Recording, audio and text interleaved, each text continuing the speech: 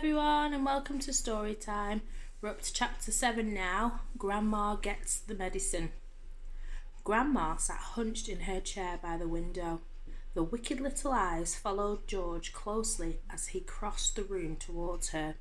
"You're late!" she snapped. "I don't think I am, Grandma." "Don't interrupt me in the middle of a sentence," she shouted. "But you'd finished your sentence, Grandma." "There you go again," she cried. "Always interrupting and arguing. You really are a tiresome little boy. What's the time?" "It's exactly 11 o'clock, Grandma." "You're lying as usual.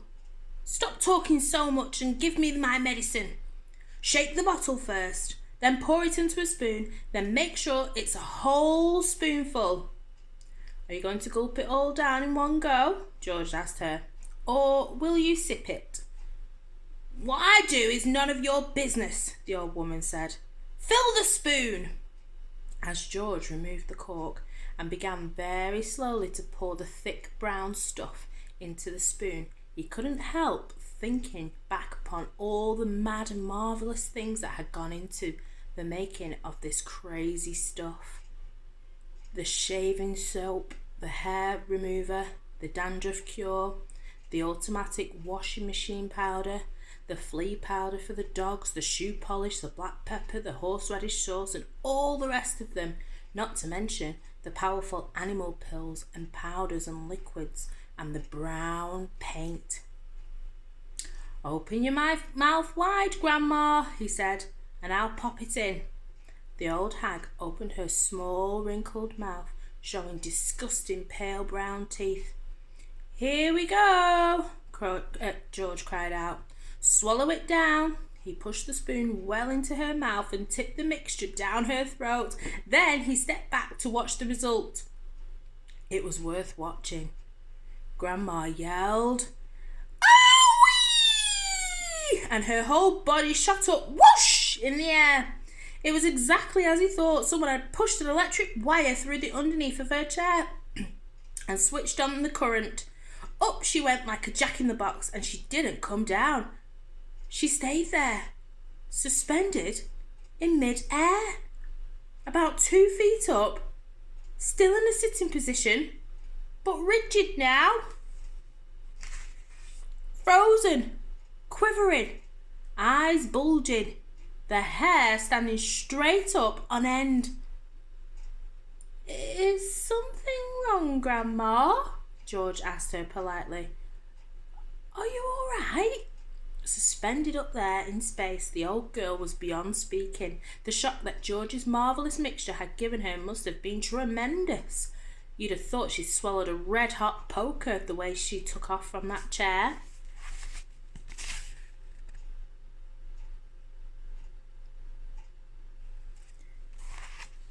Then down she came with a plop back onto her seat.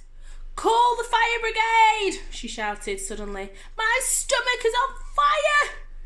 "It's just the medicine, Grandma," George said. "It's good strong stuff." "Fire!" the old woman yelled. "Fire in the basement! Get a bucket! Man the hose! Do something quick!" "Cool it, Grandma," George said. But he got a bit of a shock when he saw the smoke coming out of her mouth and out of her nostrils. Clouds of black smoke were coming out of her nose and blowing around the room. "By golly, you really are on fire," George said. "Of course I am on fire," she yelled. "I'll be burnt to crisp. I'll be fried to a frizzle. I'll be boiled like a beetroot."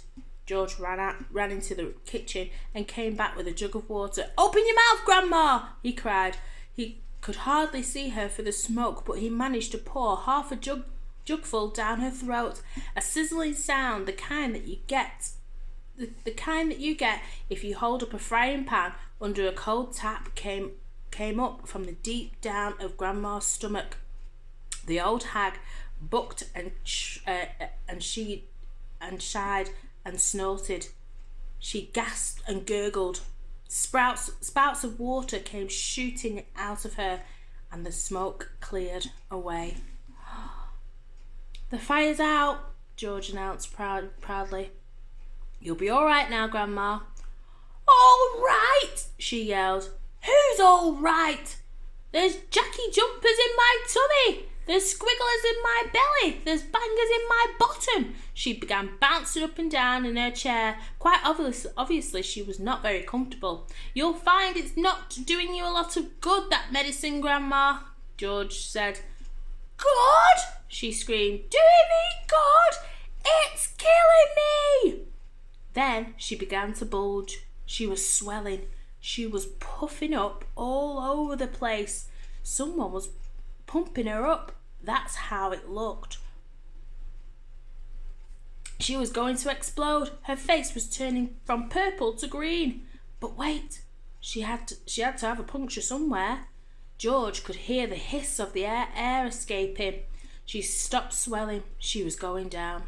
She was slowly getting thinner again, shrinking back and back slowly to her shriveled old self. "How's things, Grandma?" George said. No answer. Then a funny thing happened. Grandma's body gave a sudden sharp twist and a sudden sharp jerk, and she flipped herself clear out of her chair and landed neatly onto her 2 feet on the carpet.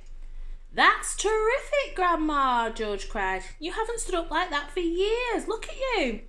You're standing up all on your own. You're not even using a stick." Grandma didn't even hear him. The frozen pop-eyed look was back with her again. Now.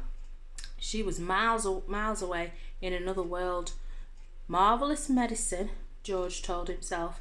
He found it fascinating to stand there watching what?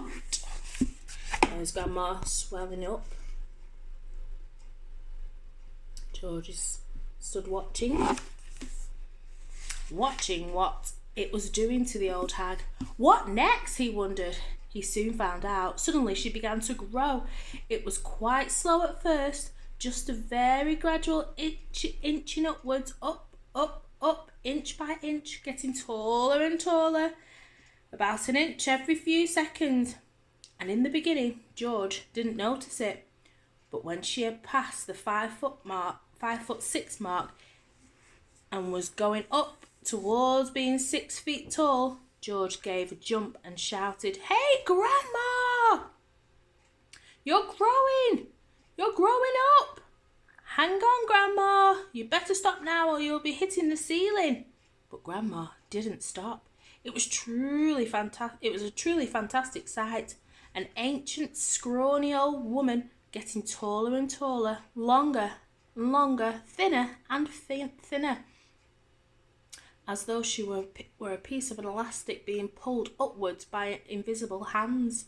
When the top of her head actually touched the ceiling, George thought she was bound to stop. Uh-oh.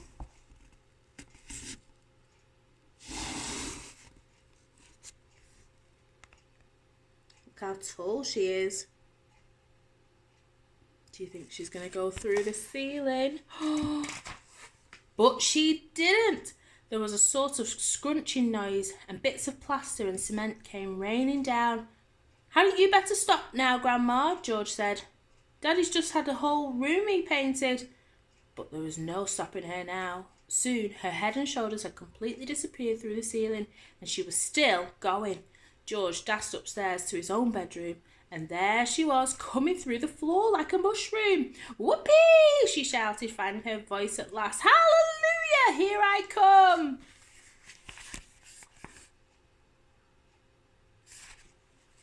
"Steady on, Grandma," George said. With a high nonny ho, "Up we go!" she shouted. "Watch me grow. This is my room," George said. "Look at the mess you're making." "Terrific medicine," she cried. "Give me some more." She's dotty as a donut, George thought. "Come on, boy, give me more. Give me some more," she yelled. "Dish it out. I'm slowing down." George was still clutching the medicine bottle in one hand and the spoon in the other. "Oh, well," he thought, "why not?" He poured out a second dose and popped it into her mouth. "Oh-wee!" she screamed, and up she went again. Her feet were still on the floor downstairs in the living room, but her head was moving quickly towards the ceiling of the bedroom. I'm on my way now, boy, she called down to George. Just watch me go. That's the attic above you, Grandma, George called out. I'd keep out of there. It's full of bugs and boogles. Sorry. Crash! The old girl's head went through the ceiling as though it were butter. George stood in his bedroom gazing at the shambles. There was a big hole in the floor and another in the ceiling, and sticking up like a post between the two was the middle part of Grandma. Her legs were in the room below, her head was in the attic. I'm still going, came the old screechy voice from above. Give me another dose, my boy, and let's go through the roof. No, Grandma, no, George called back. You're busting up the whole house. To heck with the house, she shouted. I want some fresh air. I haven't been outside for 20 years.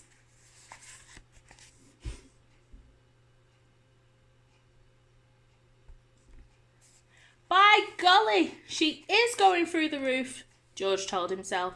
He ran downstairs. He rushed out of the back door into the yard. It would be simply awful, he thought, if she bashed up the roof as well. His father would be furious, and he, George, would get the blame. He had made the medicine. He had given her too much. Don't come through the roof, Grandma, he prayed. Please don't. He's praying there. Oh dear, that's exciting, isn't it, to see what's going to happen to Grandma.